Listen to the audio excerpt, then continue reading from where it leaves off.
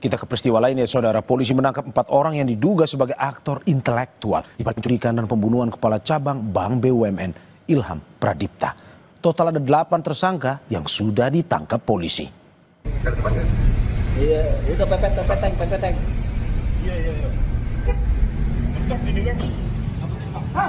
Tahan di belakang. Hei, turun cepat. Turun cepat. Get up.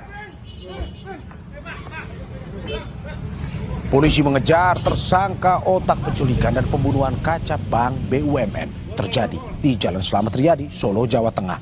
Aksi pelarian tersangka terhenti setelah mobil tersangka dihentikan polisi dari Subdit Jatanras Polda Metro Jaya. Dalam penangkapan ini polisi menangkap 3 orang.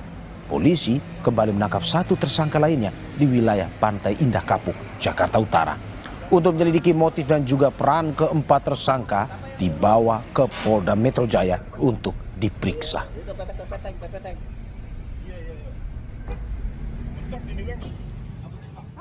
Melalui rilis tertulis Kasubdit Jatanras Polda Metro Jaya AKBP Abdul Rahim bilang 4 pelaku berinisial C, DH, YJ, dan AA. 3 pelaku berinisial DH, YJ, dan AA ditangkap pada tanggal 23 Agustus 2025 pukul 20.15 waktu Indonesia Barat di daerah Solo, Jawa Tengah.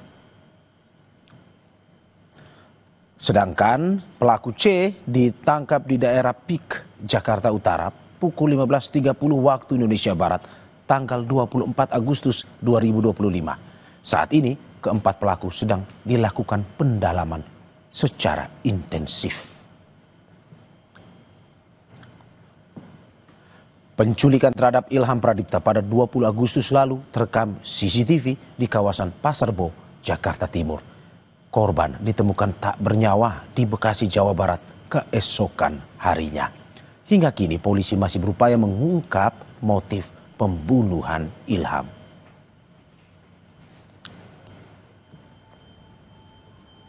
Polisi menangkap 4 orang diduga sebagai aktor intelektual di balik penculikan dan pembunuhan kepala cabang Bank BUMN Ilham Pradipta. Total ada 8 tersangka yang sudah ditangkap polisi.